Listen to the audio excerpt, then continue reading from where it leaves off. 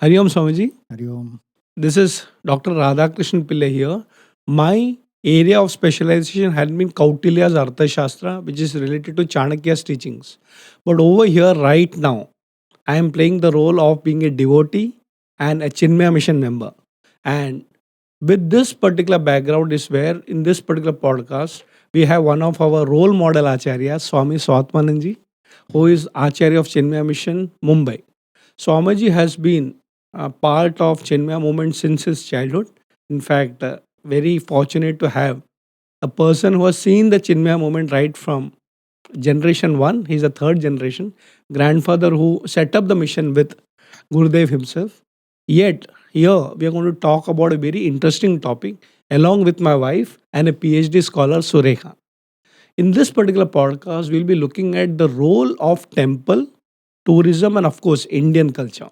And who else than Swatmananji, who's been promoting the temple aspect of our culture, not only through his talks, which of course I follow him on his social media, but also taking tours of Yuva Kendra members and many camps, etc. In fact, one of the thoughts that first came to my mind was when I saw one of the souvenirs of one of the yajnas where we had many temples that's been covered and a very well researched. So today, apart from having a spiritual acharya, I would look upon Swamiji as a researcher on Indian culture. So with your blessing, Swatmananji, may I start? Yes, thank you, Radhakrishnan and Surekha. Wonderful to have both of you, and a beautiful topic that you are doing the PhD research on. It will definitely go a long way to inspire young generation especially, and of course the academic circles. Thank you so much. So yes, let us start. Thank you. Thank you, Swamiji. So if you look at Mandir or temple and Indian culture or Hinduism, it's a major integrated part.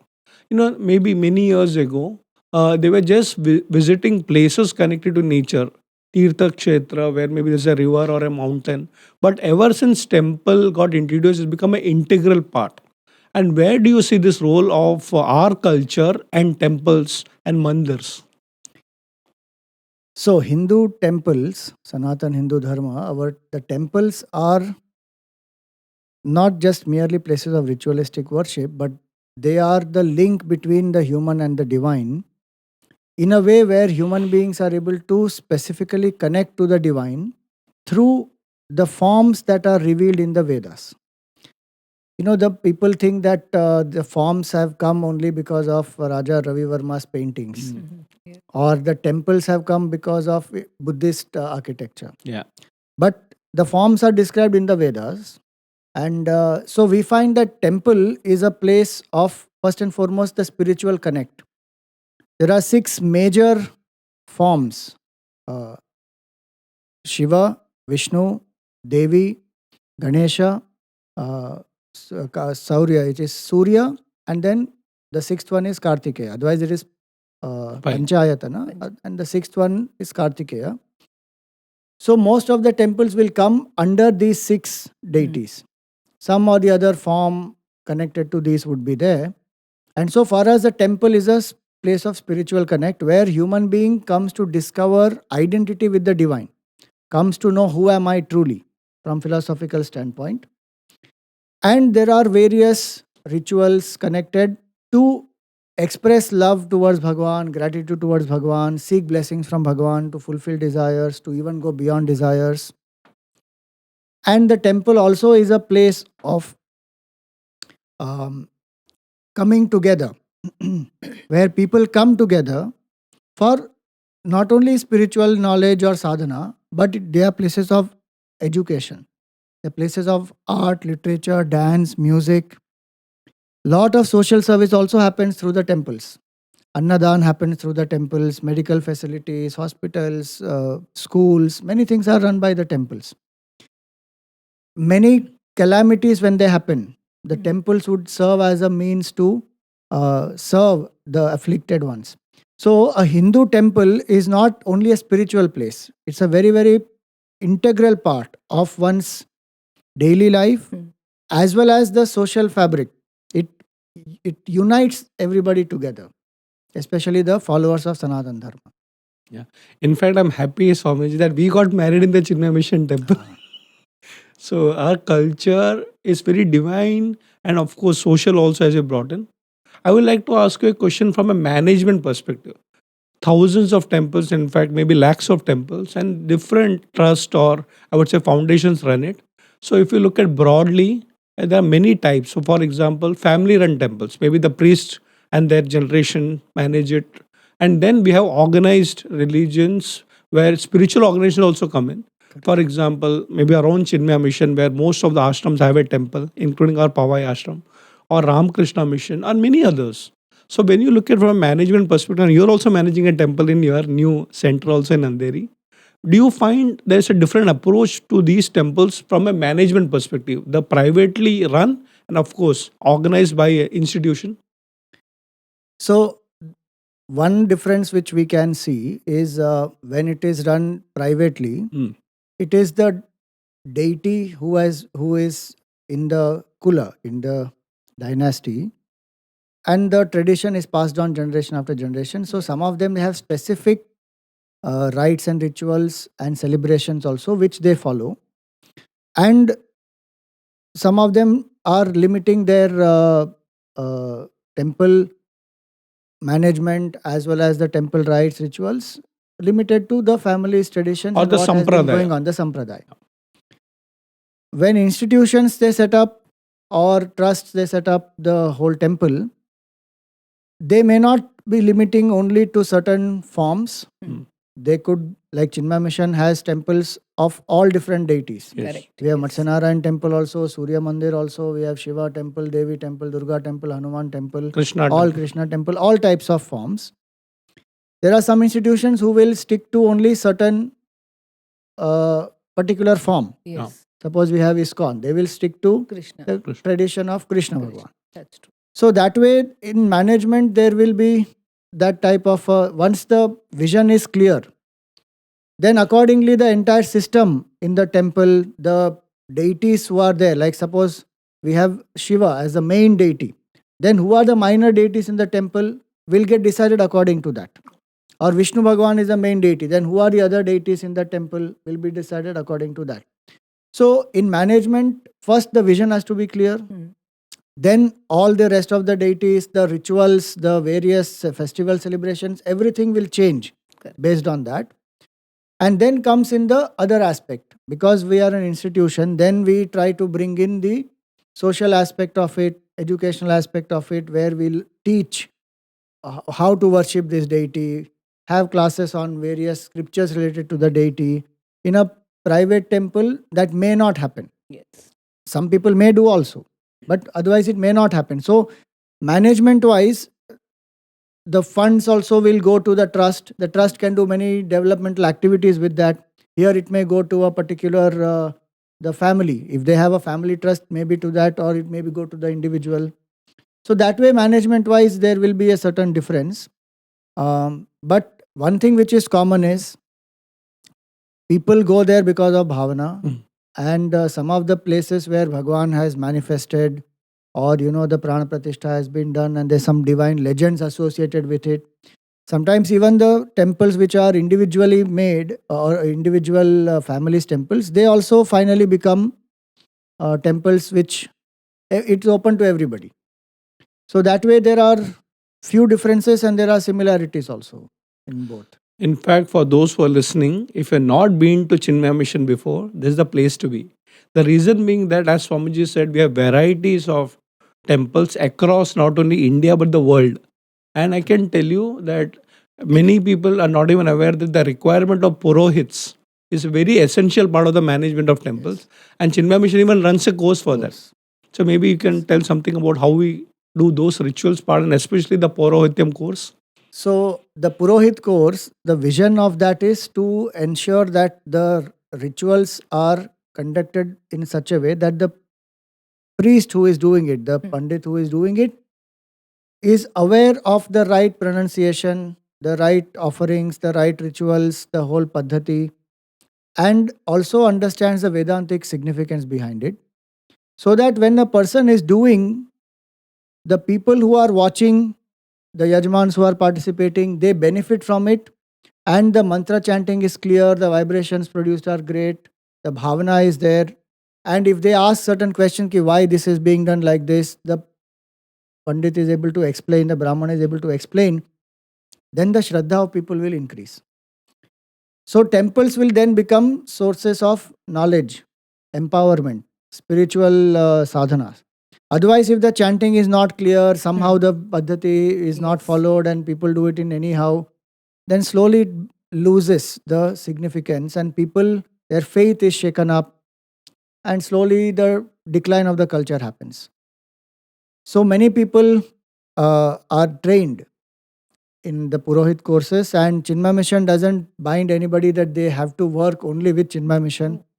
Gurudev always set up that tradition that we give the knowledge and it is up to them after the course is over. If they would like to continue, they continue. Otherwise, they go and serve in whichever temple. Wow. Our vision is Hindu culture should be served. So, In fact, for the listeners again and the viewers again, if you want to do a puja, Swamiji has also encouraged puja to be done at your place.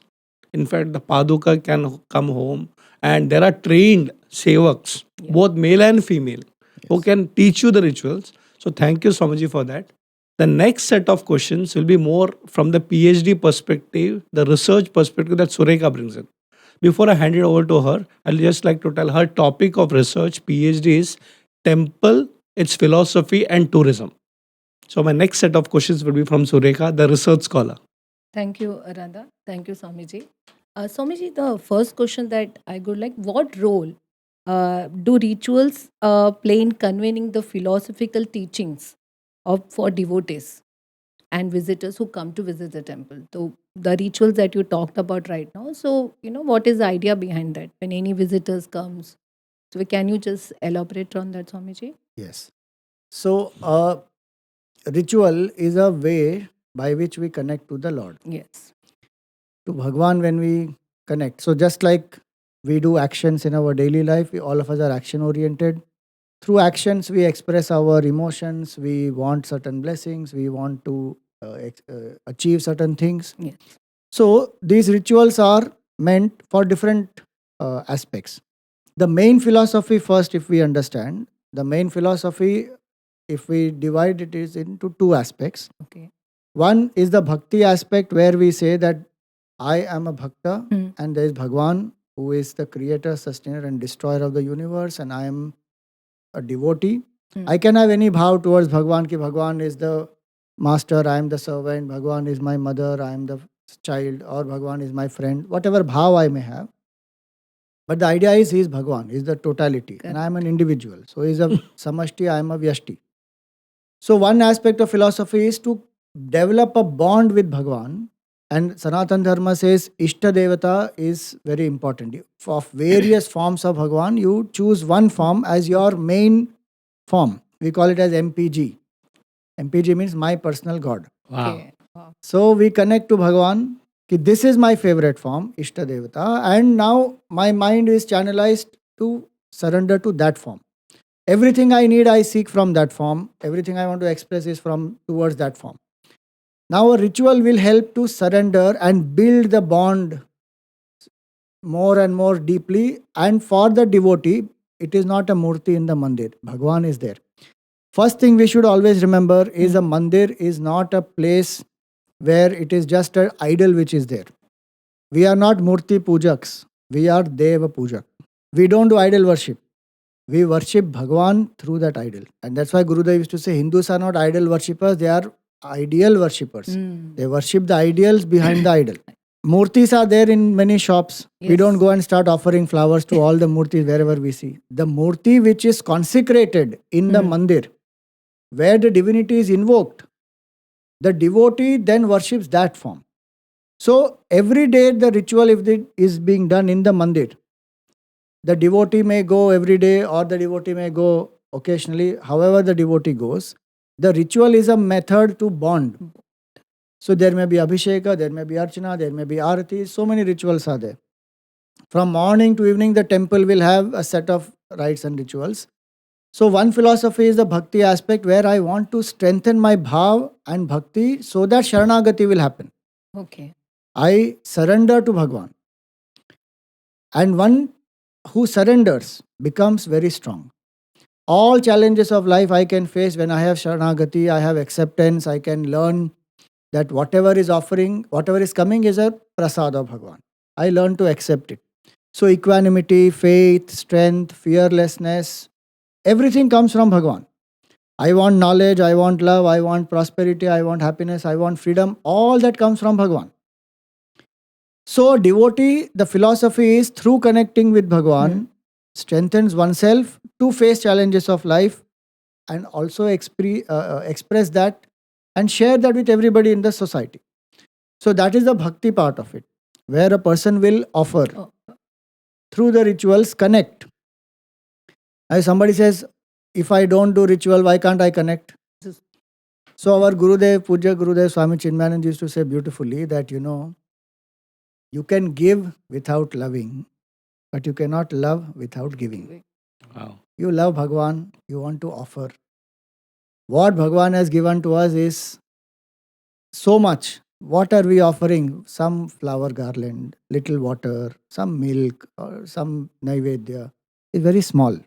It is like a child, takes the money from the parent, goes and buys some paper, crayon, something, and then makes a nice gift and gives it to the parent. And the parent is so thrilled, oh, you made this so lovely for me.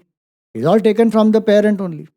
But the child wants to express. Same way we take everything which is Bhagavan's, Tera Tujhko Arpan. But that ritual helps to connect, to express. The devotee feels happy. Bhagavan also waits for the offering from the devotee. So that is one philosophical aspect. So the ritual helps to express that. One should not think of a ritual as something mechanical, superstitious, and it has no scientific basis. It's all a waste of resources. Now all these things have gone into the minds of people. So they think, I'm not ritualistic. And they proudly say, I'm not ritualistic. Yes. But celebrating a birthday also is a ritual. Going out on a vacation to exotic places, that also is a ritual. You want to go every year somewhere or the other. Now, a ritual is what? It's just a certain action that you are doing As a pattern. as a pattern on a regular basis. That's all. People have morning ritual, night ritual. You see, so Nowadays, binge watching is also a ritual. Yeah. Weekend ritual they have. Sleepover rituals they have. So all these are rituals. So we should not think ritual as something which is, this is very ritualistic. Second aspect of the philosophy is the Vedanta philosophy, where we see essentially oneness. A temple is meant to realize the oneness. What is in the macrocosm is depicted in the temple. And that same thing is there in the microcosm. So if you actually see the temple, when we go to a temple from a Vedantic standpoint, Jiva and Ishvara are one essentially. Yes. If the Jiva drops the Jiva bhav, the Ishvara drops Ishvara bhav, there is only Brahman which remains. The example given by Shankaracharya ji in Vivek Chudamani is, there is a king and there is a soldier. The king has the position of a king and the soldier has the post of a soldier. Both of them have a different role to play. But if you remove their positions, they both are human beings. In that way, identified with one BMI, this is Jiva. Identified with the total body, mind, intellect is Ishvara. But if the conditionings are removed, essentially there is only one consciousness. So if you say mathematically, Jiva is equal to individual body, mind, intellect plus consciousness. Ishvara is equal to total body, mind, intellect plus consciousness. Wow. But this individual BMI and total BMI is illusory. If you negate these, then Jiva is equal to consciousness, Ishvara is equal to consciousness, hence Jiva is equal to Ishvara. Wow. That is the philosophy which a temple represents. Jiva and Ishvara are one. And so, simple rituals, break a coconut, is you break the ego and you realize oneness. Oh, wow. Ego is that hard shell. And to break that is the most difficult thing. So in a temple, we break a coconut. Or you do pradakshina and you come. Yeah. So Gurudev used to give a beautiful explanation. A pradakshina when you do and you come in front of Bhagavan and then you do sashtanga namaskar. Yes. So it means that may my thoughts revolve around Bhagavan. Bhagavan is always on the right side when you do pradakshina. Yes. May I live the righteous way of life. And when I stand in front of Bhagavan, Bhagavan is Jyoti Swarup, is consciousness, is light. If I stand straight, full erect, my shadow will be tall. Hmm. If I kneel down, shadow will become half. And if I fully prostrate, there is no shadow. Only light remains. So this body identification, if it is strong, ego will be long. Hmm. If you reduce it, ego will be less. If you fully surrender, there is no ego. Bhagwan alone remains. So that way, Pradakshina, breaking coconut, is symbolizing the highest philosophy of absolute oneness. Wow. Even camphor, Hmm. if you go to a temple, most of the time in traditional Hindu temples, you will find the Garbhagraha, the sanctum sanctorum, is dark. Yes, yes. Why? Because that symbolizes our heart. In the Hmm. heart, there is darkness of ignorance, and I don't know who am I. So a camphor is taken, and one lights the camphor, and in that arti, when it is done, you have the vision of Bhagwan. Wow. That camphor will burn away completely, leaving no residue. Again, that is symbolic of a pure mind. Camphor is white in color. A mind which is highly sattvic mind. Through the fire of meditation, contemplation, is able to have the vision of the truth. In that, the ego disappears. And that is what we take finally and apply on our head, on our eyes and on our head, saying, may I have this vision, that I am one with the divine. And not only am I one with the divine, the entire universe is the expression of that one divine truth. So everybody is divine. Now this core philosophy of a temple, if it is understood, whether it is surrender to Bhagwan through bhakti, or it is contemplate on the nature of the truth as consciousness, both of them ultimately lead a person to realize who am I. So a temple is a place for realizing who am I, and a temple is a place then to experience the divinity in everybody. Yes. And that philosophy is the basis of even the bhavana we have, Vasudhaiva Kutumbakam. That entire earth is one family. All the living beings are one. Now one will operate out of love, compassion, service. Now that's what a temple is meant for, and that's why all the rituals. And lastly, in a temple, there will also be some of the, like you said, you got married in a temple. So some of the major rituals of the Hindu samskara, 16 samskar, some of the major rituals like Upanayana samskar, Vivaha samskar, all those also will be done in a temple. So every samskar is a culturing of the mind. Yes. It is training the mind to have a divine vision, to see something which is beyond the ordinary, to see something which is so deep in each of us, which even science cannot explain. Yes. That spiritual truth, to see that essence, and then to experience that, to walk that path. People get married together so that they walk the path of dharma, helping each other. Vivaha means to help each other, support each other in the journey to realize that truth. Wow. In fact, Swamiji, I remember the word that you had used, Saha Dharma Charini. Correct. So, we also have fights, but we have more spiritual fights. Yeah. So that's how the philosophy of temples integrates with daily living, enhances our daily life, makes us fulfill the purpose of human life. I am here to realize absolute truth. That's the main purpose of human life. Oh. And that's how the temples are very, very important. Swamiji rightly put that you have to see the ideal behind the ideal. And Swamiji, related to the same question, even the architecture is based on the, they say, architecture of the temple is compared to the body of the person. So rightly, Correct. if you can put more light on that, the body, the pillars of the temple. So can you throw some light on that, Swamiji? So a temple is a very, so one word for temple is Devalay. Deval. It is an alay. It is an abode of Bhagwan. So, Alay means a place to stay. Yeah. Deva Alay. Devalay. And Bhagwan who has manifested there, because Prana Pratishtha etc. is done, that form of Bhagwan is called Archavatar. It is an avatar of Bhagwan who is there. Oh. That is an Archavatar. So it's not only a Murti. Prana is invoked, and there are a lot of sacred rituals which are done when the temple is consecrated. And then regularly Kumbhabhishekam will be done once in 12 years. So all that, because Bhagwan is there. And the daily Naivedya and all the offerings, 6 times in a day minimum one time, maximum 6 times in a day. There are rituals to be done because Bhagwan is there. Mhm. Now the entire temple is designed in such a way that it depicts various aspects. One aspect, as you said, so it is a Vastu Purusha. The whole temple architecture is like a reclining Vastu Purusha. Mm. The doors of the temple, they represent the feet. Feet. Then the Nabhi will be the Dhvajastambha. So just Like that it will come. Garbhagriha will be the heart. No, it will go on like this. The whole temple will be the Vastu Purusha. And there is also another symbolism there, that the 7 lokas Mhm. are also there in the temple. Oh, I didn't know this part Yeah, of the Swami. 7 lokas and the 7 chakras Okay. are in the temple in vertical way. So Okay. horizontal is the Vastu Purusha. Vastu Purusha, right. And vertical is 7 lokas and 7 chakras. Chakra. So this Garbhagriha is the Anahata chakra. Anahata Chakra. Okay. Shikhara is the Sahasrara chakra. Shikhara, the Kalash. Kalash. The Kalash on the Shikhar is the Sahasrara chakra.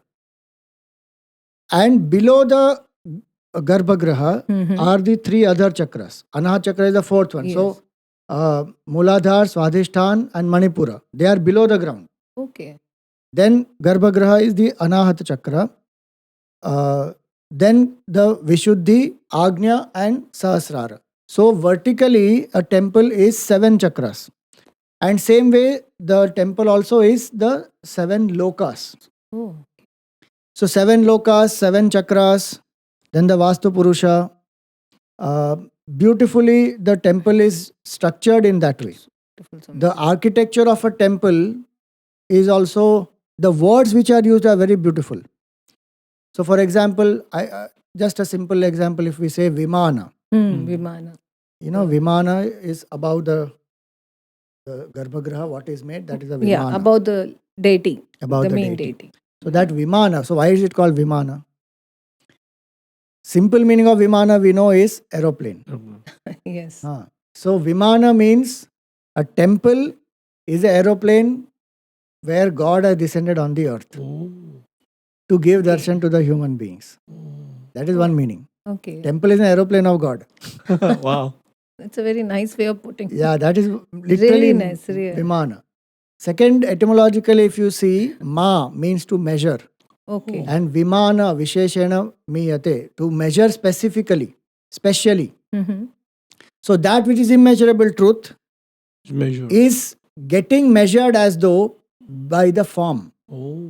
Gets limited as though by the form, meaning special form Bhagwan takes. The immeasurable infinite consciousness takes a special form, and that which is immeasurable as though comes into measurable aspect so that the devotee can connect. Now, this is just the word Vimana. Like that, if you see Garbhagriha, it is Garbha, womb. Womb. The source of the entire Srishti is that Garbhagriha. Yes. So for the devotee, that Garbhagriha is most sacred. Yes. And the energies of that place have to be maintained beautifully. So that's why all the rituals are done. And then Bhagwan is there. So there are different other aspects in the temple. Oh. A temple also so Bhagwan is called Rajadhiraj. Mhm. So temple also is like a fort. Oh. The outer walls of the temple are the walls of the fort. Mhm. The Dhvajastambha will have the flag of Bhagwan. Yes. And most of the flags of Bhagwans will have their Vahan. Yes. So like Shivji, he is called Vrishankaha. So bull will be there in the flag of Shivji. Nandi. Nandi bull will be there on the flag. So that is the flag. Like a king has a flag, he is the Okay. king of all kings. So there is a flag. And there is a place of entertainment. So there is a Natya Mandapa, Oh. Nritya Sabha Mandapa, Mandapa, Sabha Mandapa, Mandapa. all that. And the place where Bhagwan lives, the Garbhagriha, is also called as Prasada. Prasad. Prasada means a palace. Palace. So there's a palace where the king lives. There's an entertainment place. Then there's special place, Pakashala. So there will be kitchen also. There will be Yajnashala, ritual. Then there is a Dhvajastambha. Then there is the Prakara, which is the outer walls. So Bhagwan is like a king. He's the king of They all also have kings. a pond. Yeah, pond. So how beautiful, Swamiji, these temples. I mean, the kings when they build the great temples like Chidambaram, Correct. and one more temple recently, Swamiji, you talked about in one of your talks, Kanchi, not Kanchi, Swamiji, Brihadeshwara temple. at Brihadeshwara Tanjavur. temple, Tanjavur. Yeah. Look at, like, when you're talking, the kings who built the temple, what was their vision? Their vision is only this, that we are humble servants of the king of all kings. We are only his representatives. You know, that bhavna is very important. In Sanatan Hindu Dharma, I mean, Radhakrishnan will know this more also. Chanakya would have explained so much more. The king is the Pratinidhi of Ishvara. So he is a Pratinidhi of Ishvara. Yes. And so the king has to do Nyaya and based on Dharma. Yeah. A king has to be impartial. How will the king be impartial? If he does not remember this, that I am only a servant of the Lord, I am a Pratinidhi of Bhagavan. So the king would express his gratitude by building temples, supporting the temple construction, art, architecture, literature, everything. And the king will donate a lot of the wealth also to the temple. And the king will go as a bhakta, as a devotee, not with kingly pride and all that. He will go as a bhakta there. Yes. So that is how the kings funded In fact, so many temples. you pointed it out, Swamiji. Arthashastra says the first thing in the morning is to visit the temple and then come to the court to address the praja and their problems. So you're right, that humility factor. This is our culture where the spiritual knowledge, the scriptural literature, and the governance and the administration has to go hand in hand. Secularism is not our Sanatan Dharma concept, where state and religion have to be separate. That's a Western concept where they did not want interference of the state in their religious matters. Here they will go hand in hand. Hand in hand. In fact, if you go more deeper into it, if the treasury does not have enough wealth to do seva and especially in times of difficulties, Yes. the king will borrow the money from the temples. Yes. The temples will grant, and then the seva karya will happen. So there was a lot of connection and deep bond, and they express their glory not by building only their Palaces, They express the glory by building temples. And each of them, you see whether it is the Pandyas, whether it is the Vijayanagar Empire, Cholas. whether it is Cholas, the Solankis, Guptas, Swamiji. Guptas, all over even the country. Ahilya by Holkar. Yeah, so Swamiji, many. temples, like when I read, I understood how much important a temple means to our country. They used to have Vedashalas. They used to have, like a medicine, like hospital kind of thing. Correct. So all the people you used to, like as you said, used to come to the temple for any problem. So imagine temple was an institution by itself. Very true. So it's more important now to build more temples, I feel, at this point. Definitely. You just see what has happened to Ayodhya. Hmm. One Ram Mandir has changed. The whole Ayodhya has ecosystem. become the most visited place in UP. Yes. And what level of economic prosperity and boom has come there? One temple. Go to Cambodia. Entire Cambodia is sustained because of that Angkor Wat temple. And when we Yes. say Vishnu Bhagwan is a sustainer of the creation, he is really He's there. sustaining that country, apart from whatever else Yeah. other things that they do have. But how much tourism?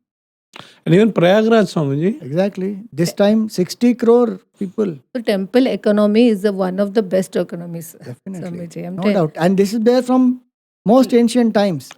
That's why the temple does not have to be seen only as a religious place alone. Yes. We have unnecessarily divorced religion from all other aspects. I am talking at least of Sanatan Hindu Dharma. It was a part of everything. Temple was employing how many different types of artisans and Artisans. people to make the dresses, people for art, music, dance, sculptures, Everything was metal, encouraged, Swamiji, everything. murtis, so many things, flower sellers and everything. The number of people the temple used to employ, even today it employs. Right from the footwear person right now where we Correct. keep, from that to the priest, everybody is benefited for some or the other when a temple is built. So they say, like when one temple is built, the whole city gets the benefit of it. So, Miji, as you said, temples are very part of our Sanatana Dharma. And every temple has a Sthala Purana attached to it. Do you think Sthala Purana should be made available in every temple? If yes, how will it be able to promote tourism, or will you be able to understand the philosophy of the temple if Sthala Purana are made available in all the temples? I'm sure that it should be made available, and definitely it will add a lot of value because people are inquisitive. They want to know. And sometimes the folklores are what become very prominent, and many people don't know what the Purana is saying about it. So I think that two things should happen. One is the Purana associated with that deity. That must definitely, some of the extracts of that must be taken and presented in the temple. It could be display, it could be technology, it could be app, it could be so many innovative methods today. Specifically, for example, if we say ki 12 Jyotirling we have. Yes. So where in Shiv Puran this is written? Yes. And if those verses are presented, people will understand and they know ki, okay, this is my anchor, this is a reference base. Okay, this is from the Shiva Puran. These are the 12 places. This is the Samhita from where this is, in which this is presented. Then there is Sthala Puran of that particular place also, Yes. which will be there. And there will be many people who would tell about the local legends and other things.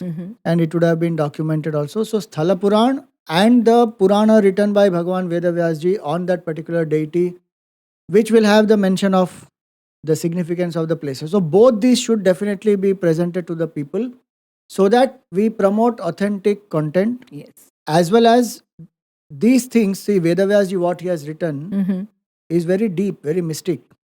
And one can meditate on that. One can understand the deeper Vedantic significances, bhakti-oriented significances, certain rituals, mantras. So which mantra should be chanted when you go to which temple? Many things like that will be given in the Yes. Puranas. Yes. Those, when we present it, Yeah. so the people will not only know the literature, they will also know the rituals associated, what should be done, what should not be done.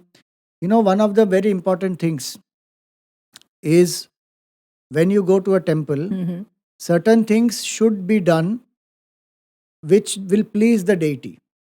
Like simple example, if I give, you go to Shiva temple, you Yes. should offer Bilva Patra, you should offer Abhisheka. Abhisheka. And while chanting, what can you offer? So you can chant Om Namah Shivaya, or you can chant, the 108 names.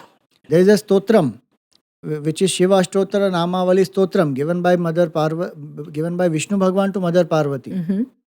So if somebody doesn't know Rudram Chamakam, while doing Abhishek, one can just chant those 108 names ka stotram. Wow. Now, like this, if it is made available to people, they will get the blessings of the deity because they are pleasing the deity.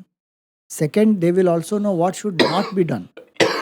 There are certain things which are not to be done, which will create some negative effects also. Now, that should be known to people.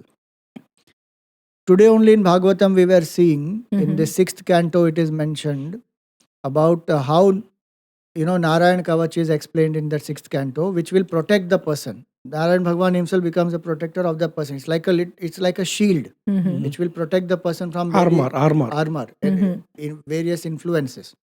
In that it is said, may Naradji protect us from the mistakes that we commit when we go to a temple. Wow. Wow. That's And in Bhakti literature, there are 32 mistakes which are given there, which one should not commit when one goes to a temple. awesome. Now see, these things people don't Yeah, know. this is Even simple things there like that, ki you should do namaskar with both the hands. You can't do namaskar with one hand, or you can't greet Bhagwan saying Hari Om, I've Oh. come. That's an offense. Then you can't do pradakshina without stopping after one round is over and doing namaskar. So if you do multiple rounds of pradakshina, then you should stop in front of Bhagwan, do namaskar, then continue the second round. Like that, 32 things are given which are to be avoided, which are simple things. They're not very difficult. Like, don't praise anybody in front of Bhagwan because Bhagwan is the greatest. Don't gossip. Don't talk. And people sit in the temple and are simply gossiping away. Like that, there are beautiful things given there. So these things should be made available because people don't know. Yes. Then they'll end up doing many wrong things. Yes. And so Sthala Puran, then this the Puran connected to the deity, then certain basic do's and don'ts which are there. they will help. They are not like commandments, but they are like things which will enhance the benefit of a temple for a spiritual The person, for a experience will be devotee. more Experience will be more more richer. enriching, more Yeah. enriching. So Abhiji, as you told, na, it like we can have a manual of all these rituals, what to do. I think uniform for all the temples, right? It will give a like that, in our shastras also. When you mentioned about pradikshina, each deity has certain types of pradikshina, Yes. Swamiji. Yes. Like Shiva has certain number. Even if that is also made for devotee, it will be, oh, I didn't know this. So Yes. it will be enriching, because otherwise we go to the temple, just bow down, take on prediction and come back. Correct. But little detail to enter, I think it help the tourist or the bhakta who come here to more enhance it further, right, Swamiji? Definitely. Swamiji, is there any way to balance the commercial aspects of tourism with the need to preserve the sanctity and spiritual essence of these temples? Like nowadays, all the temples, because are so crowded, and then also there are so many tourists entering, the footfall is more and more. But at the same time, do you think, because if there is a footfall more in the temple, how will you also maintain the sanctity of the temple? Is there any direct relation, or can we do something different for this?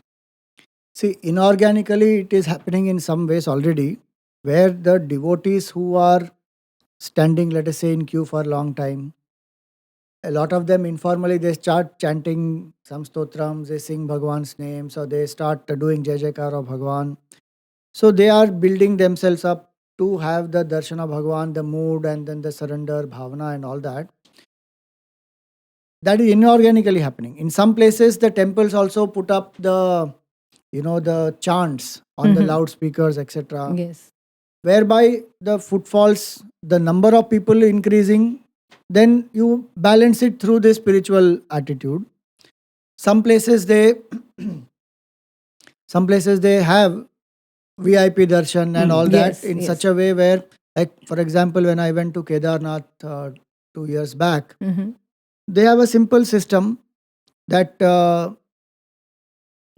in the day Mhm. you will have the darshan for the common masses, Mhm. and there is a long line for that, and people stand because of their shraddha, they stand in the long line and then they do the darshan. So at that point in time, the special abhishek and rudrabhishek etc. does not happen. Okay. They do it after 10 o'clock, the public darshan will stop. So after 10 they have 10 o'clock to about 12 o'clock or so, a certain time period. At that time, there is a separate line now for the abhishek and all the rituals that people want to offer specifically. Then they go inside and they offer. So now what has happened? They have balanced it. Correct.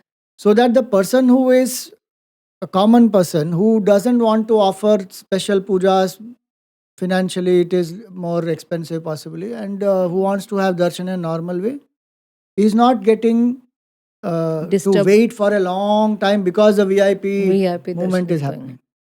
So that way, certain things can be done where this balance has to be done. And Bhagwan is in front of Bhagwan, everybody is common, there is no doubt.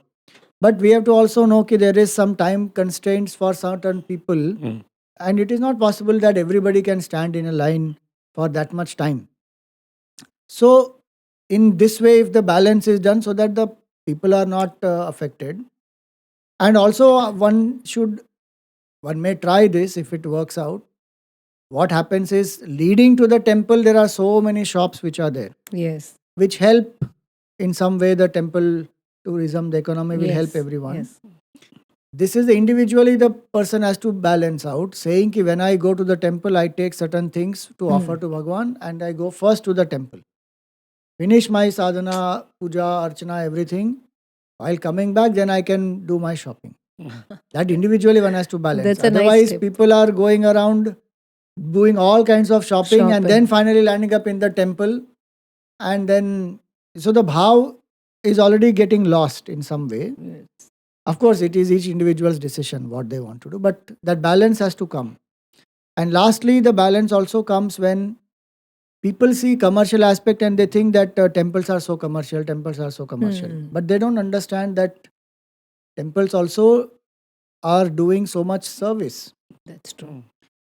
And there are regular rituals also to be done. There are regular projects which are to be taken up.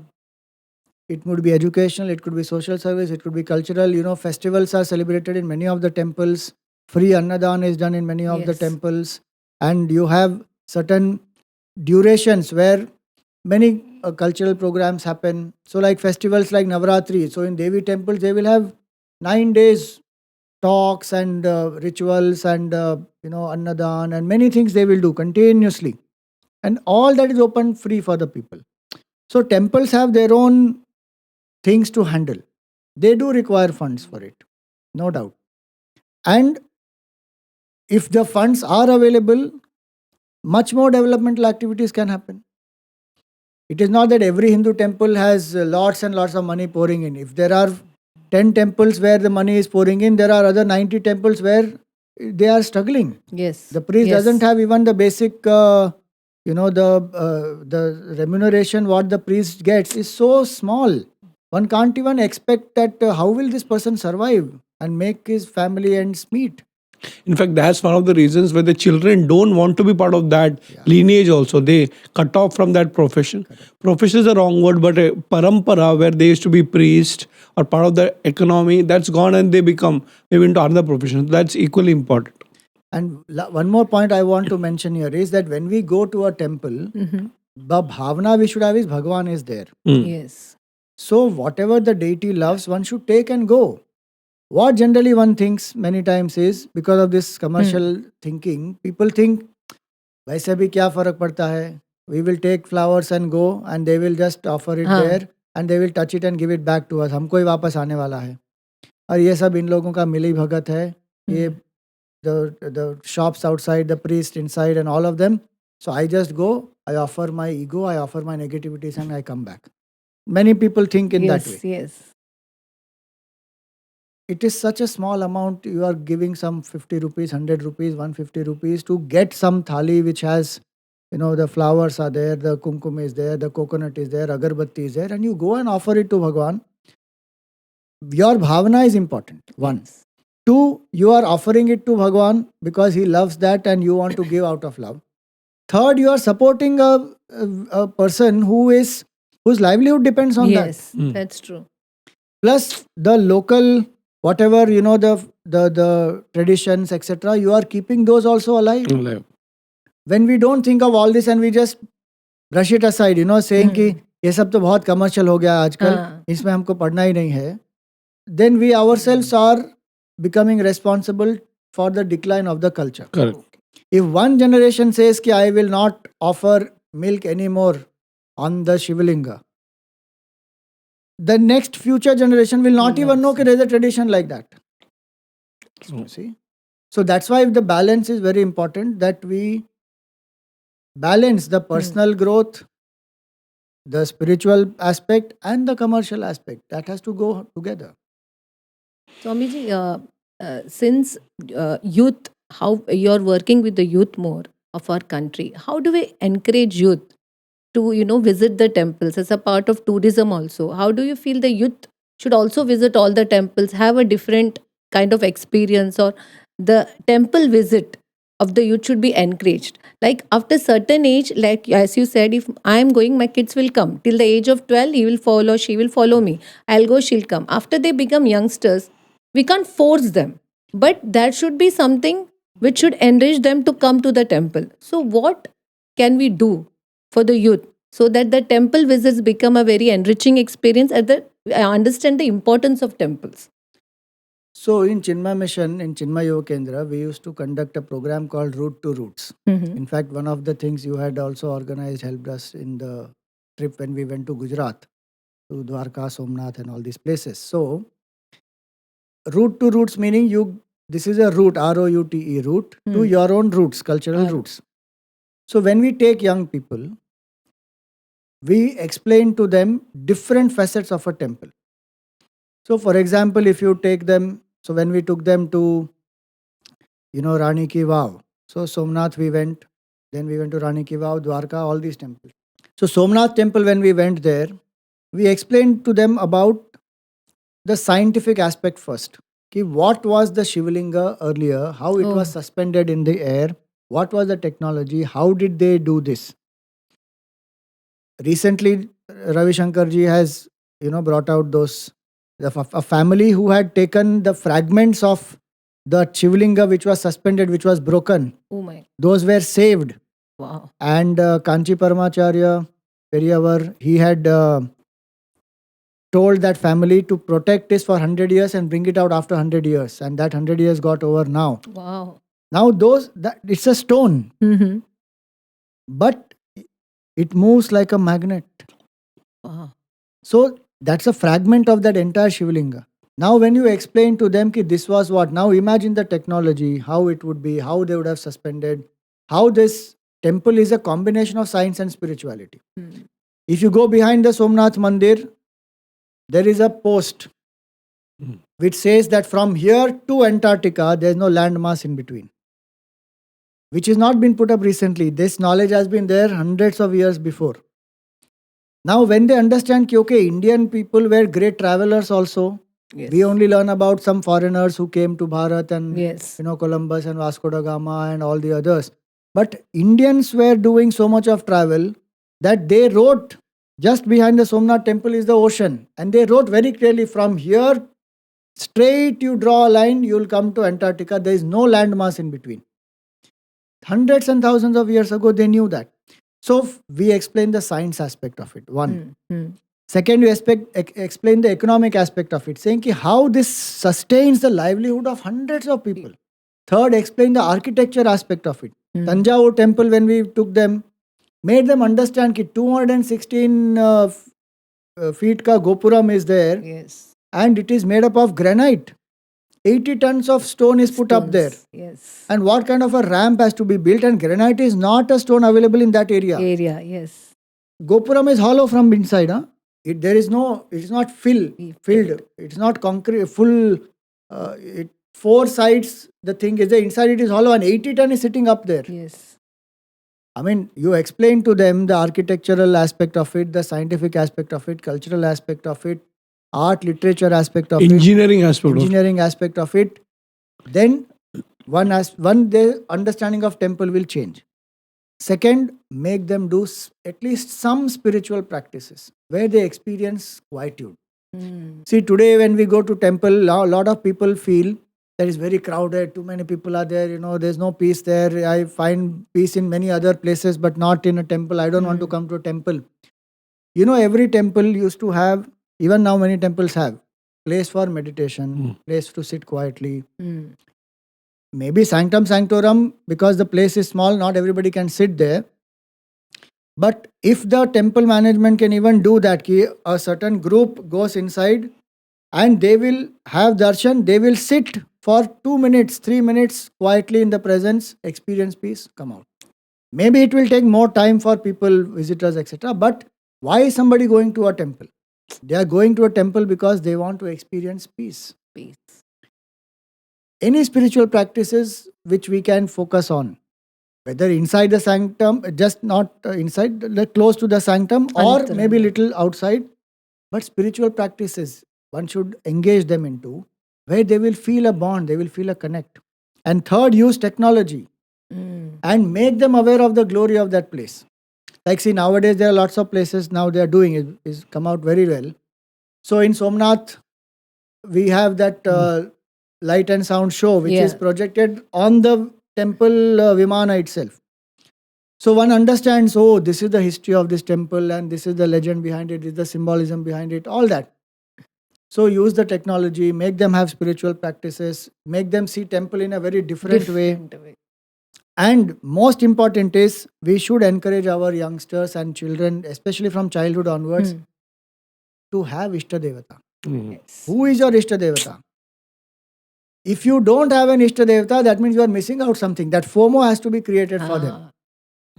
The faster you connect them to the Ishta Devata, the easier it will become for them to connect to the one of the main temples.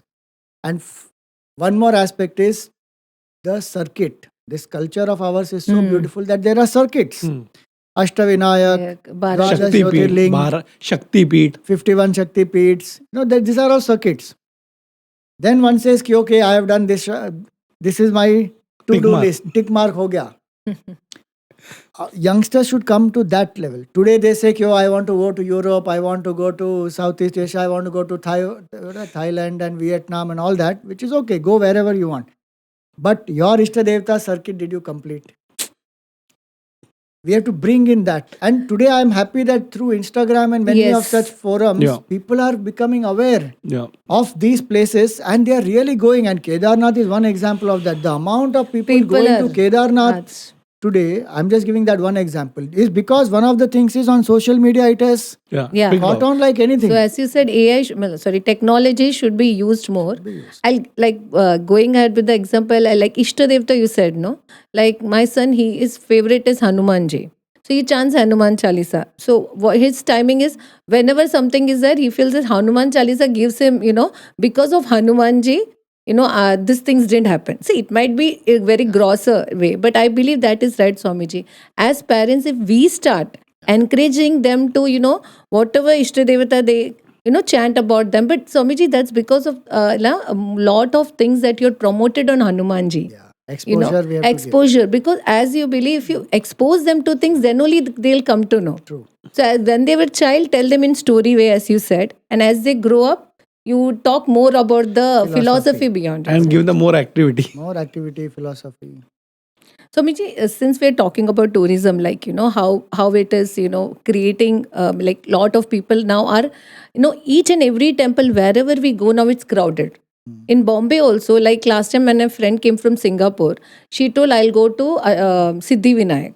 I told her, and it was not a day where, I think Tuesday she didn't go. She went on a normal day in the afternoon. She told, I stood for 2.5 hours. She's telling any temple.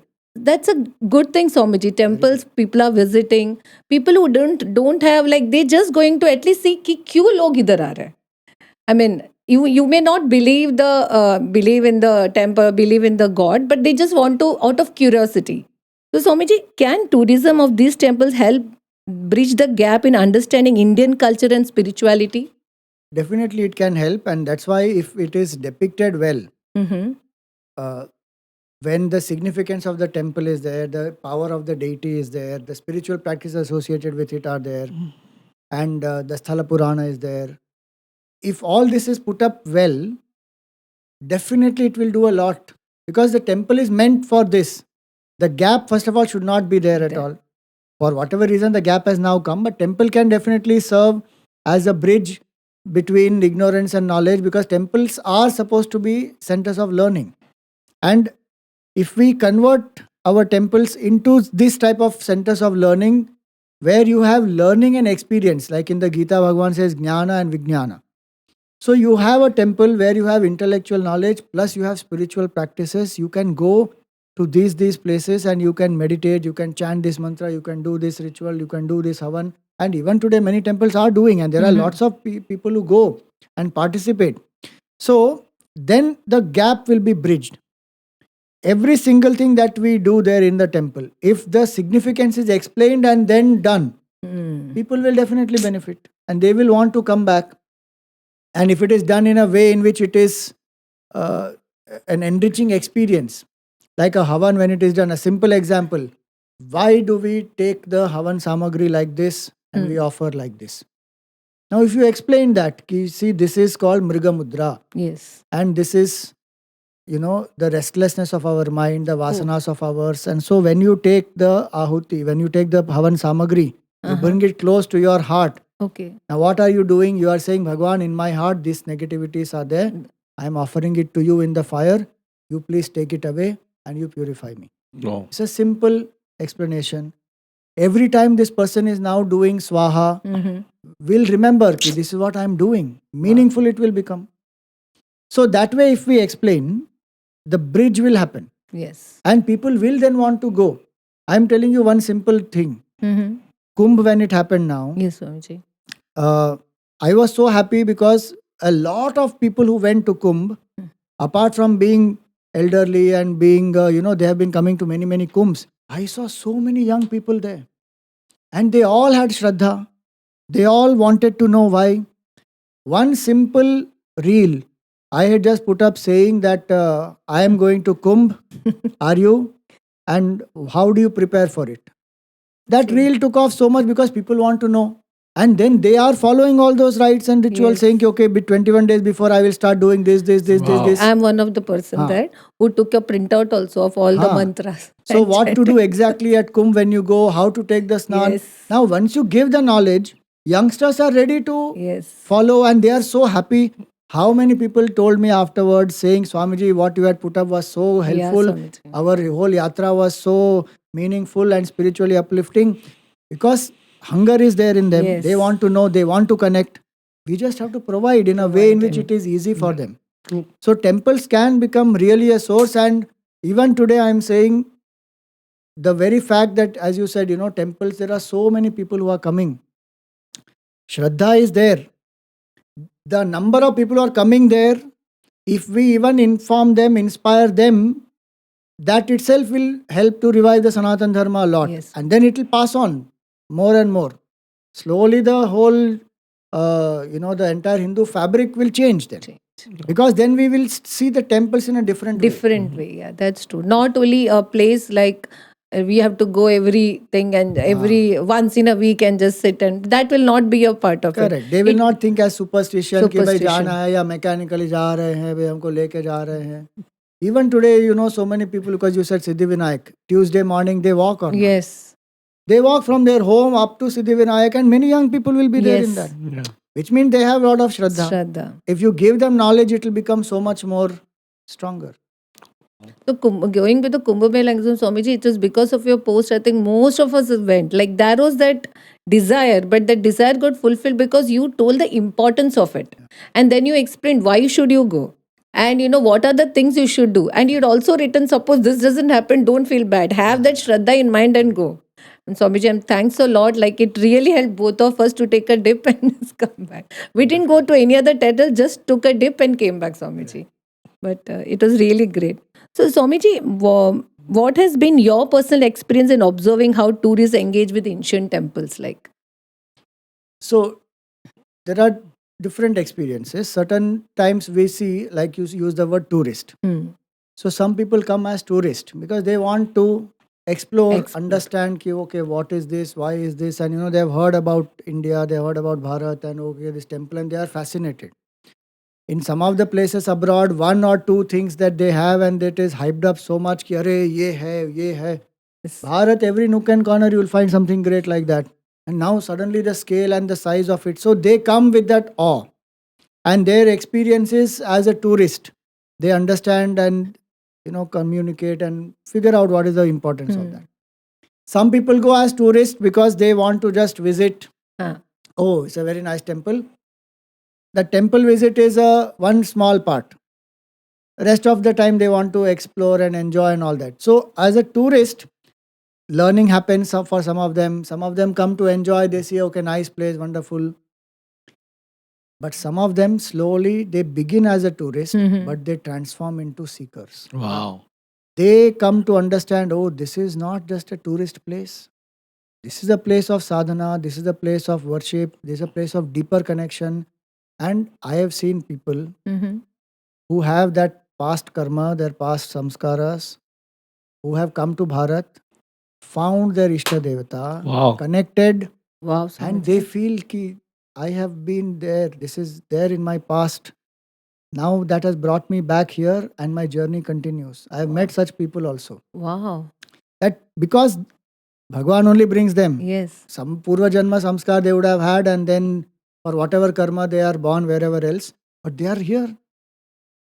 So what is important is you may enter into a temple with whatever attitude, whether to see, explore. I have seen so many students of architecture, so some of them, they will take them to make them study architecture and all that, which is all right. Many people will go as tourists and they will start studying the paintings inside it, or the dance and the literature and the art and whatever associated, which is okay. Your starting point can be anything, but it should culminate somewhere in becoming a seeker. Not necessarily everybody should become a seeker, but I'm saying a tourist will benefit in certain way, but a bhakta will benefit maximum. Wow. So a bhakta, if I become, then I'm anchored for life. I have connected to a deepest source. So I have seen that happening. And that is what the purpose of the tourism should be. Wow. Okay. We should not see tourism as a means of only economic development. And this is why it is very, very important to emphasize this fact that do not go to Tirtha Sthans as a tourist. Go there as a bhakta. Especially I am saying followers of Sanatana Dharma. Yes, yes. Other people from other countries, they come. We don't want to force anybody to follow anything specific in Sanatana Dharma. But Hindus, Sanatana Dharma followers, if you go to Chardham, go as a bhakta. Don't go as a tourist. Go as a bhakta, do your anushtans, do preparation before, and go with the bhav that I am going to have darshan of Bhagwan. On the way you chant Bhagwan's name, do the upvas, follow certain rituals, how to take a dip in the sacred rivers there, how to do snan, etc. There are beautiful things given. Oh. And do you know a temple itself is called a tirtha? Yeah. Apart from Yes. the place being a tirtha, a temple itself is called a tirtha. Yes. Why? Because a tirtha means that by which I cross over. Tiryate naya iti tirtham. A temple helps me to cross over the ocean of samsara. From the ignorance that I have, attachments that I have, agitations I have, impurities I have, I will cross over all this through the help of a temple. So one goes with the attitude of a mumukshu, of a bhakta, of a sadhak. And for that, the environment in that place should be such that it is a spiritual environment. There, the attitude of enjoyment should not corrupt that. And sadly, today, that is what we are seeing in some of the places. That in the name of development and tourism, the spiritual part somewhere gets sidelined and the enjoyment and the material parts gets increased and enhanced. Yes. I'll give you a simple example. People may or may not like it, but this is the truth. You go to Rishikesh today, apart from the customary Ganga Aarti that people want to attend because they have heard about it and dip snan in the Ganga, etc., majority go there for enjoyment. Majority go there for adventure activities, bungee jumping, whitewater rafting in the Ganga. And many hotels are set up there, so people go there to just eat, drink, enjoy. One person recently was found drinking, arrested in Katra, in Vaishnav Devi. It is a non-drinking zone complete. It is a but people are going there to do all this now. So, in the name of tourism and development, we should not compromise on the spiritual sanctity of that place. Because it takes lot of generations to build a spiritual vibration in a place. And to destroy it, one generation is enough. Wow. If people go to Rishikesh just for eat, drink, be merry, the entire sanctity of that place, the spiritual vibration, the sadhana environment. So today you will not find many Mahatmas in Rishikesh now. Because they will leave that and then they will start going to other places. Similar thing should not happen to our other dhams. Like Char Dham, yes, there are more facilities, transport and all that, and infrastructure, development, hotels, all that, no doubt. But it should not be in such a way that finally it is that, okay, along with this, you can also do bungee jumping, you can also do whitewater rafting, you can also eat here, you can also have a 5-star experience there. Live in sadhana, live in tapasya, keep things simple. Why do you need to give such exclusive, kind of things where people are encouraged to enjoy also along with this? No, you go to other places not to enjoy. Are you doing that in other places? In a Disneyland, are you putting up a Chardham ka mandir ki bhai enjoyment ke saath aap spiritual bhi kar lo? Aap nahi kar rahe ho na. In an entertainment park here, whatever SL World or wherever else, Imagica, this, that. Are you doing spiritual thing there? No. Not at all. Why are you corrupting this with this? So let tourism happen for spiritual purpose. I don't remember the place exactly, but I was very happy when the Jain community got together to fight against the proposal of development by the government of their Tirtha Kshetra. Palitana. It must be that. It is one of the most sacred places of the Jains. Now they want to make it as a tourist hub, adding many other things. They all oppose, saying nothing doing. This will remain as a place of our sadhana and sacredness and tapasya. Don't bring other things there. Wow. Hindus have to do that. Yes, Swamiji, is very much required, because nowadays, if you say some of the tourist places, if you say because of the Instagram and other things, as you said, it is promoted also. Like you go to Chardham, many people are going, but along with that, have a mind of sadhak.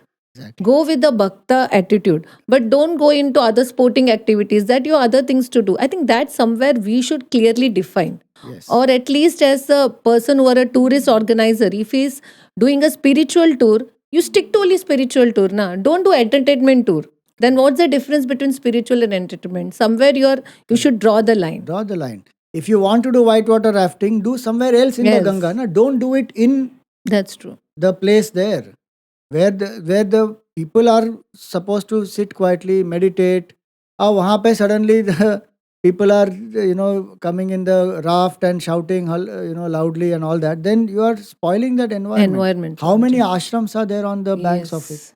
How many Mahatmas sitting there to do sadhana? Now suddenly they are listening to all this. Oh. So that balance has to be struck.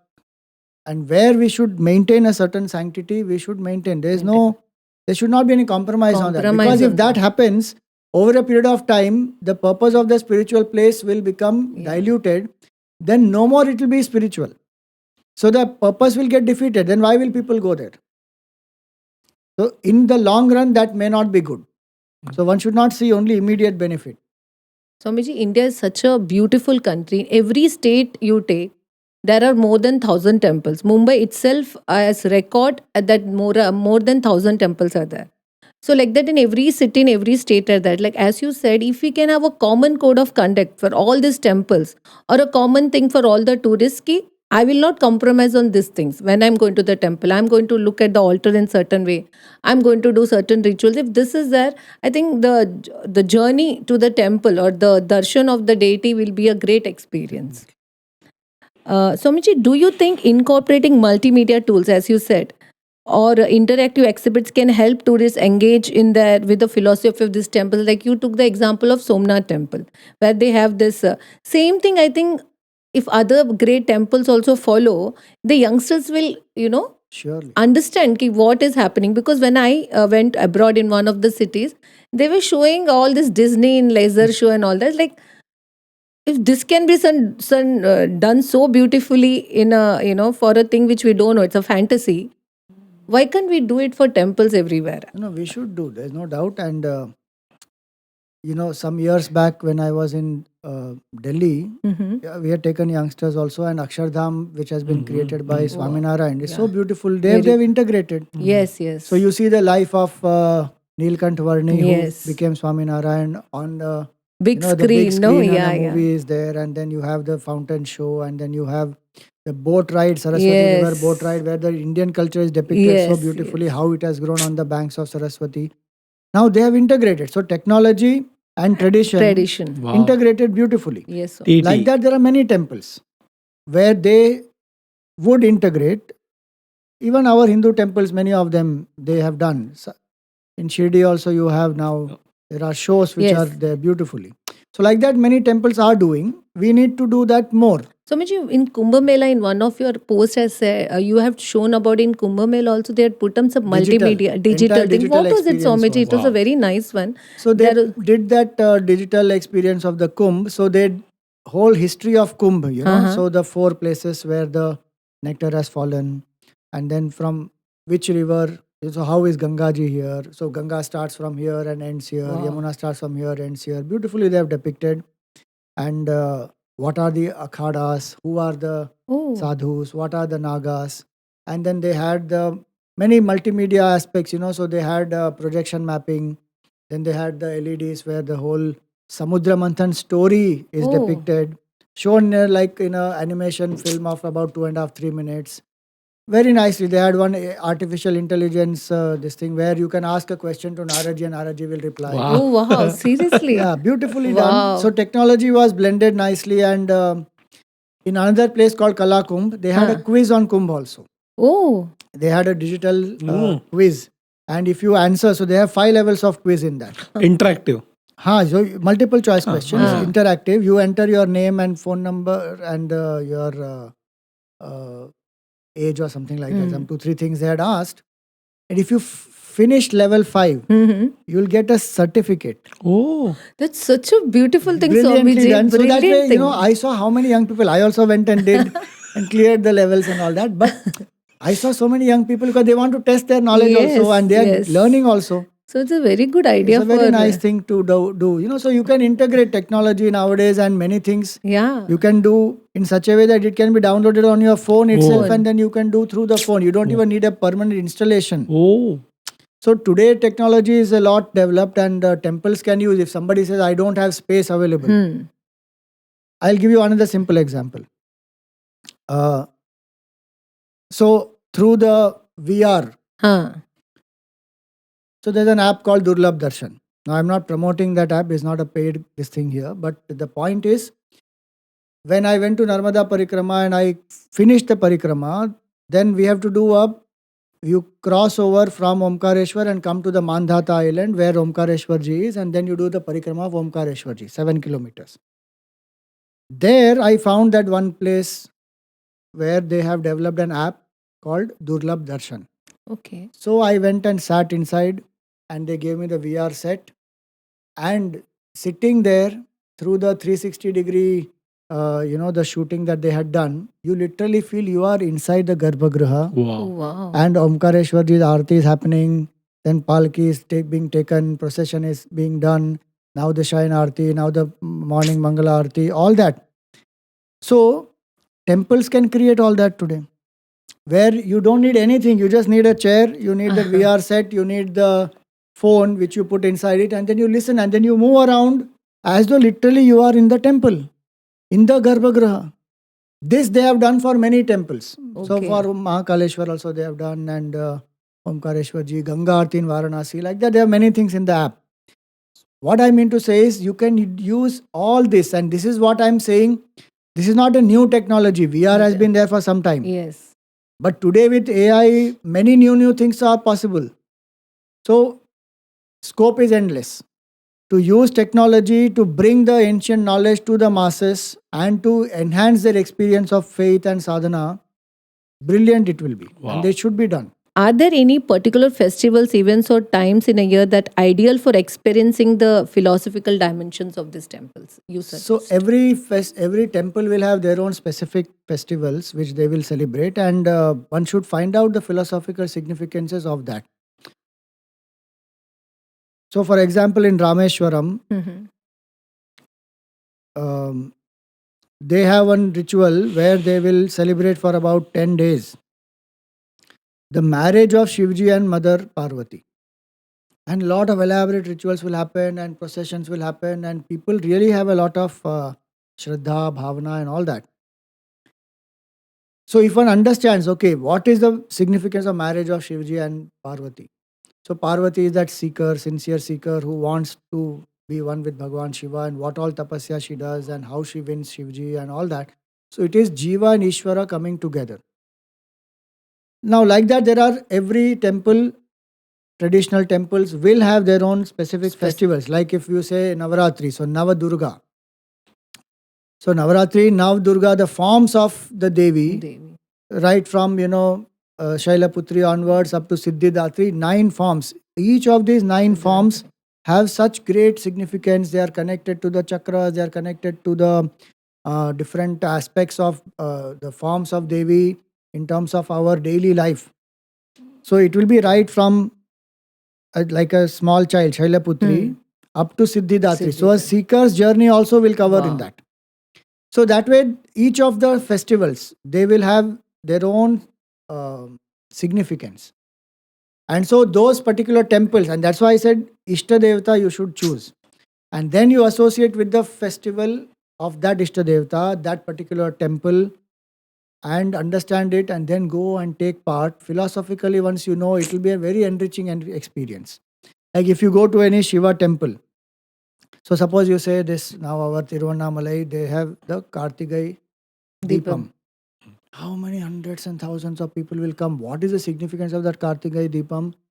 Or you go to Jagannath's Rath Yatra. Wow, that. Now Rath Yatra is one, but they have the whole tradition. So Jagannath ji will travel and he will come to a particular place, maybe to his sister's house or something, and there he will fall sick. and then he has to be nursed, and then he will be brought back, and the whole tradition is associated. Wow. Now there will be a lot of spiritual significances with all this. So if Jagannath ji is my Ishta Devta, I will understand all that and then go take part, or if I can't go there, I will follow it wherever I am. So festivals are a very, very powerful way to connect to Bhagwan, and they are also the deity's special days. Yes. It's not human cooked. Uh-huh. People think, oh, bana diya aise hi. No, no, no. It is written in the Puranas, and the deity is manifested in specific ways for specific things. Wow. And there are various things associated with the deity that should be done, should not be done. The deity also will live in tapasya. Like if you see Badrinath, Bhagwan is in meditative posture, and he is Nar Narayan Rishi, they are doing tapasya there. So each place, significances are there. Festivals are conducted with the philosophical understanding. Sometimes people don't know the philosophical understanding because they get lost only in the ritual. But one should find out. And today knowledge is available.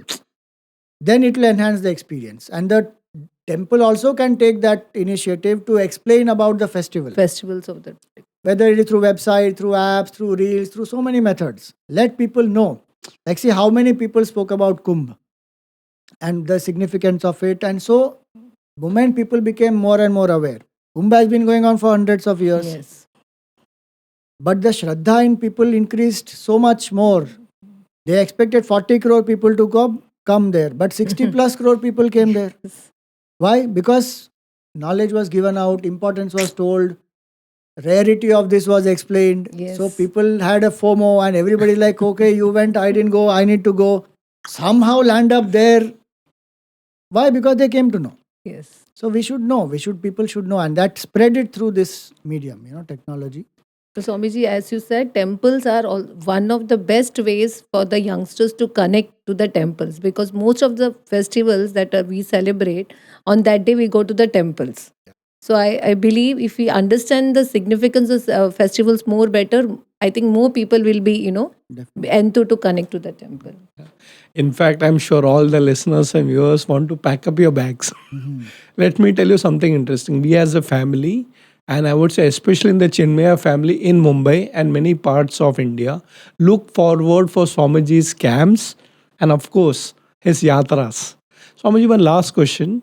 Definitely when you're packing, the two words you use. One is the tourist and one is the bhakta or the yatṛi.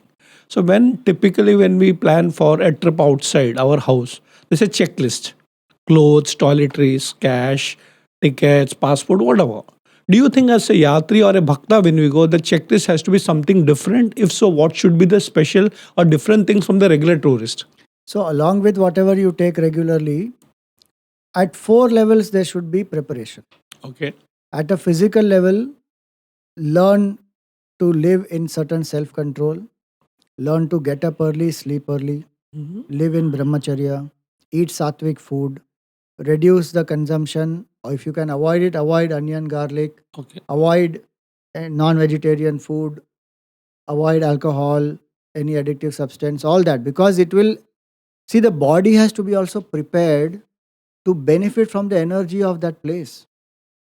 We generally just go, as you said, you pack everything, and today people are more worried about the preparation for their camera, their phone, their Instagram, their video, and the blogging machine, blogging device, and mobile charger, all that.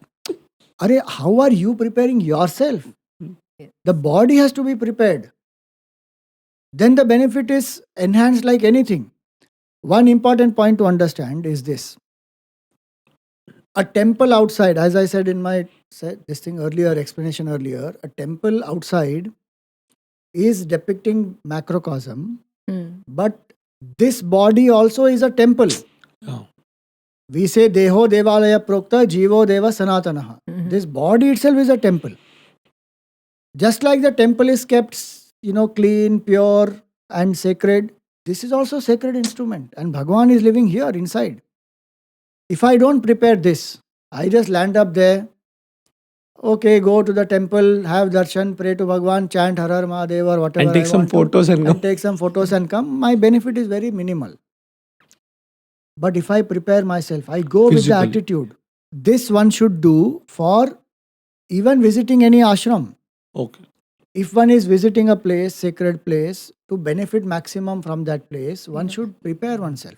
Okay. Subtler the place is, the greater the preparation required to benefit.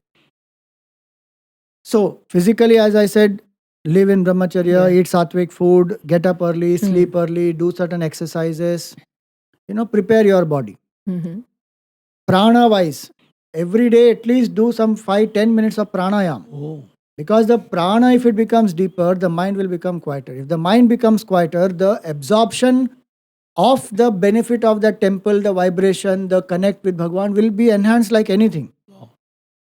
In fact, before doing japa, etc., one should do pranayam to relax the body, quieten the mind. So, pranayam, 5-10 minutes of pranayam daily. Mm-hmm.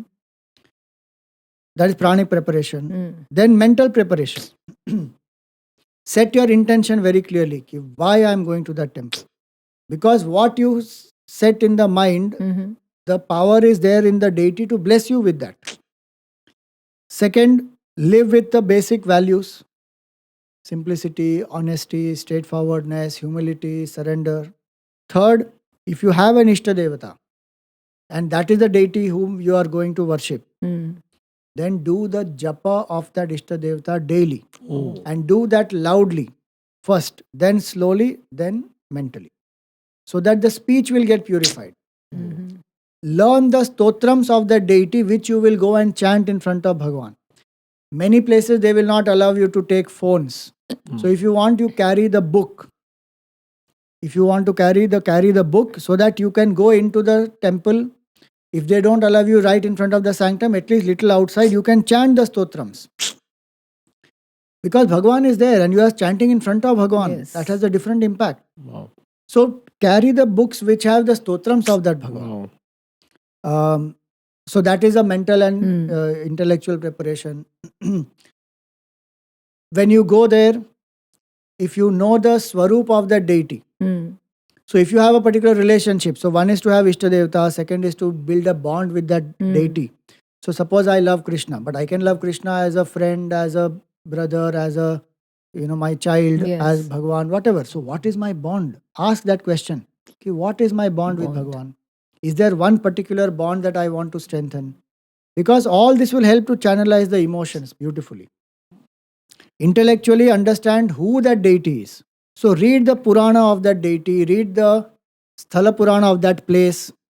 So you understand ki who is this deity, what are the symbolisms of it, of the deity, what are the special things that the deity likes. Because it's a living entity. The more I get the knowledge, the more devotion will arise. What is the speciality of that place? The more I understand, the more it will become possible to connect. And spiritually, understand the swarup of the deity is Sat Chit Anand. So then especially meditate. If you see all the spiritual literature of the deities, it will say that if you go to a temple, sit quietly and meditate. People have made it as a ritual today. मंदिर में जाओ, 1 minute बैठ के जाना है. अरे 1 minute बैठ के जाना है मतलब क्या? You sit quietly and connect to the deity there, the swarup of the deity. You and the deity are one. Infinite consciousness is your nature. So study that Vedant part. How I and Shiva are one. How I and Krishna are one. Not as a jiva, but as a consciousness. That is my true swarupa. So this preparation if I do, then also do certain preparation after I visit the temple. So what is the sequence in which I should do?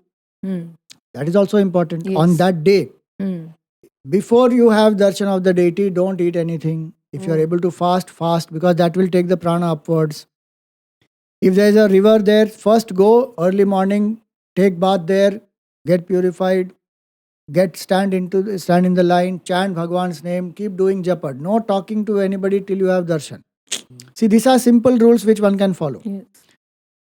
If you have a VIP darshan, then that is your privilege. Otherwise, you are standing in the line, chant Bhagwan's name, chant the stotram, talk to Bhagwan, have darshan of Bhagwan, pray whatever you want to pray there.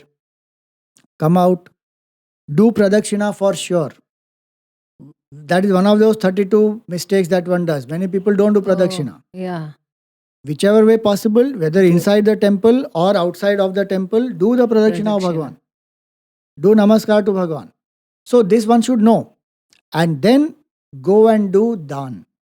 Oh. As a grahasti, if you are going, or even as a brahmachari, unless you are a sannyasi, that's a different point. But everybody should do some dan there to the needy. So these are things. In certain places, you can even offer. In fact, in some of the places, it will be written that you should do mundan. Like Tirupati, Haan. lot of them That is do in the Tirupati. well known, but except 2 or 3 places in every Tirthasthan, we are supposed to do mundan. Like Badrinath, not required to do mundan. Kurukshetra, not required to do mundan. Like that, there's one more place, I forget. Except these, everywhere else, one should actually do mundan and go. Mundan, yes. So do the mundan, do the snan, go in the line, do the darshan, do the pradakshina, do the namaskar, and when you go there, take something and go. Don't go empty-handed. So these are things which one should prepare oneself and then go. Then the experience is absolutely different. And for that is where we need. So if in the temple also this is put up well, even the people who are promoting tourism, if they give, these are the things you should do, it will help you. Then that also becomes easy. Through tourism, you are promoting culture actually. Yeah. Then Wow. It's a very good tip, Swamiji. We Yeah. can always, write what are the things, if you're visiting Char Dham, what are the things you need to Exactly. do, how you have to prepare. Correct. Like that, if there is something that if the tourist people are able to give to all the spiritual Exactly. places, it is a Temple Please. can put it up, no doubt, in their website and all that, and some of them they do. But the agency who is organizing, if They they should. give it, because if this preparation is done beforehand, Yeah. 21 days before, a month before, it will help them a lot. yes. In fact, Swamiji, when we organize trips in Atma Darshan, there's also fantastic tips. And I remember you telling one, Sankalp se Siddhi. So you take the Sankalp 21 days ago, prepare yourself. And after you come back, do a small dan. Exactly. Come back. One more point is nice you brought up. When you come back, if you have done this anushthan, if you have done this certain preparation, gone, did the yatra, then you call people, explain to them. Oh, That is a part Yes. of our sadhana. okay. And some of the sadhanas, one can even do, feeding of the poor, etc., as per one's capacity. But definitely call family, friends, everybody, and explain to them what you experienced, what were the challenges, what were the ways you experienced the grace of Bhagwan, all that. That is how, when we share, that's a part of our Rishi Rina, Oh, that you are passing on the sacred culture to the others. And the experience that you had, if you pass it on, that will be more touching. Okay, this person went there and this person experienced. One more thing that happens when you go to a tirtha is one should actually drop one negativity. oh, Which is why when you come back, you are a transformed person. If you don't drop anything there, negativity, then one went there. That's the tourist attitude. I went, enjoyed, came back. What negativity did you drop there? And how are you a better person now? So these are things that people should know. So we should prepare them, saying, okay, when I go there, I will offer this to Bhagwan and seek his blessings. Ki this negativity I want to get rid of. wow. That's it. In fact, all the viewers, now I'm looking at more like a student and as a teacher when I give homework. I have a request to all the viewers, please watch this video once again, this time with a pen and paper. Make your notes. Of course, Surekha as a researcher has been making her notes. But I think what's very important is that we need to understand the basic difference. It's not just temple, it's not just tourism, it's transformation. I would say that let's look at Swamiji's schedule. It's all over the social media. When are you going to have your next yatra, next camp? And we should definitely be part of that. And finally, next time when you pack up your bags, remember from many to one and beyond. Yes. So select your Ishta Devata, select your yatra, and keep watching more updates on this YouTube channel. From my side, Dr. Radhakrishnan Pillai and Surekha, a lot of time that you're given to us, but time is a limitation, but knowledge is not. We'll come back again with another episode, asking you many more questions about Indian culture, Sanatana Dharma and Hindu culture. Thank you, Swamiji. Thank you, Radhakrishnan. Thank you, Surekha. It was wonderful to have this conversation and reflect about our temples. And yes, we will continue this journey. Yes, sir. Thank you. Hari Om. Hari Om. Hari Om.